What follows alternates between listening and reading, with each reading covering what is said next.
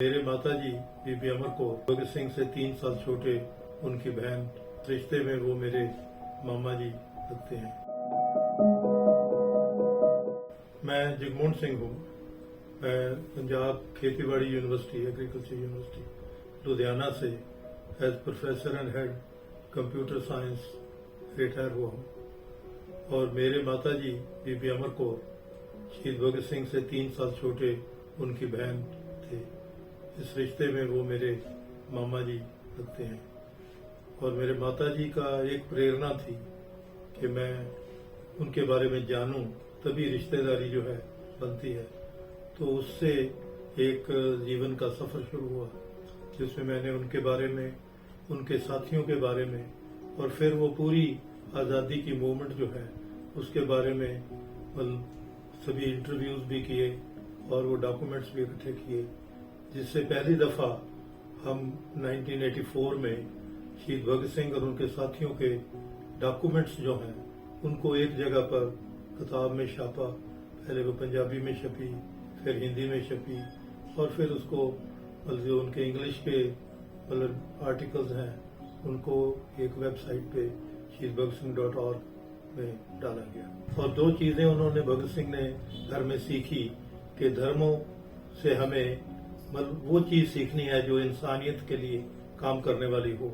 और वो भगत सिंह ने लोगों के प्रति एक हमदर्दी ही नहीं, उनके प्रति एक अच्छा व्यवहार अपने दादाजी से सीखा। तो ये उस वक्त का उनका बचपन का है। मेरे मदर क्योंकि उनसे 3 साल छोटे थे, बीबी अमर कौर, तो उन्होंने कुछ बचपन की बातें बताई।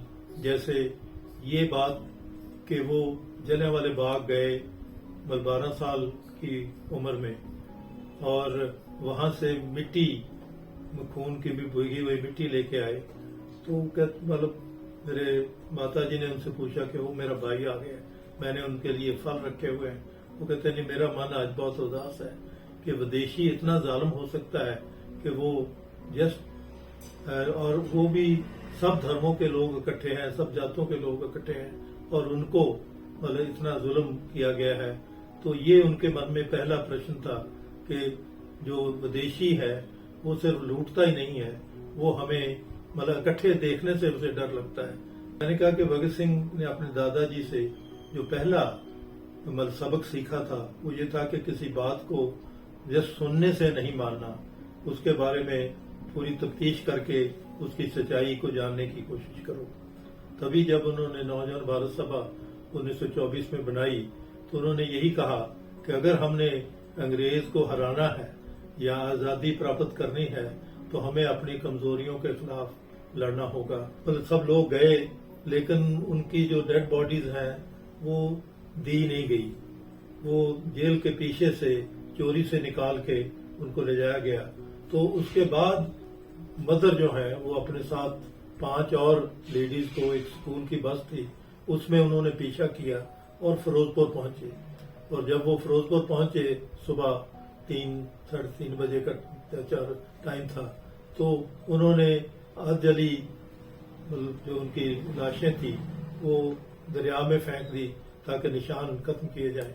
लेकिन फिर भी वहां पर खून के भीगे हुए पत्थर थे, उनकी कुछ हड्डियां थी, क्योंकि उनको शायद एक ही चिखा में तीनों को डाला गया, और चिखा में डालने के लिए उनको काटा भी गया उनके शरीरों को, इसीलिए खून वहां पर था। तो वो लेके वापस आए, जिसको 24 तारीख को फिर 3 अर्थियां बनाकर दोबारा रावी के किनारे पे उनको एक पब्लिक सम्मान से दाह किया गया। लेकिन ये याद यही थी। और लेकिन भगत सिंह ने अपने माताजी को मानसिक तौर पर तैयार करने के लिए उनको एक बात कही थी कि बेबे, एक तो बात है कि शायद मेरी बॉडीज ना दें, लेकिन अगर मिले भी तो तुमने नहीं आना, क्योंकि तुम रो दोगी, और अगर तुमने रोया तो लोग तुम्हारे तरफ देखेंगे, मुझे भूल जाएंगे।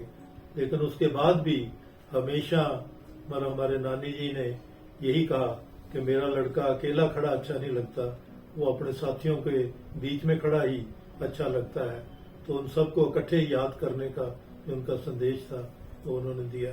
और उनकी यादों में तीनों की निशानियां उन्होंने संभाल के रखी हुई थी। उसी में मेरे मदर ने जो एक कमीज है भगत सिंह की वो संभाल के रखी हुई थी। तो अब ये लगता है कि ये वो कमीज है जो वो पहन के असेंबली में बम फेंकने के लिए गए थे, क्योंकि उसके बाद जब उनको सजा हो गई तो वो उनके पर्सनल कपड़े जो हैं वो पिताजी को दिए गए, तो उसमें से बहन ने उनकी यादगार के तौर पे रख लिया।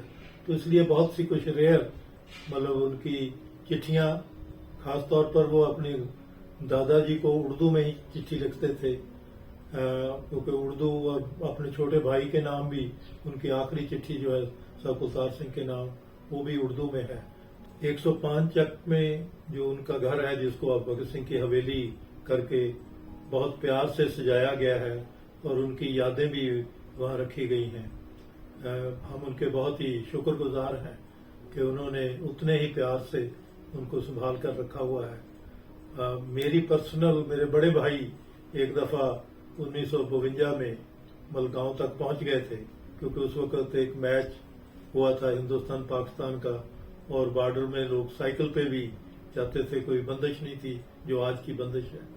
लेकिन मैंने कई दफा कोशिश की, लेकिन उस जगह, और वो इच्छा जरूर है क्योंकि मेरा अपना जन्म स्थान भी 206 चक सियाल वाला है, और खास तौर पर उस जगह को, और वो भी मुझे बहुत अच्छा लगा कि उनके स्कूल को भी उसी तरह संभाला गया है, क्योंकि भगत सिंह अपने स्कूल के बगैर भगत सिंह नहीं बनता।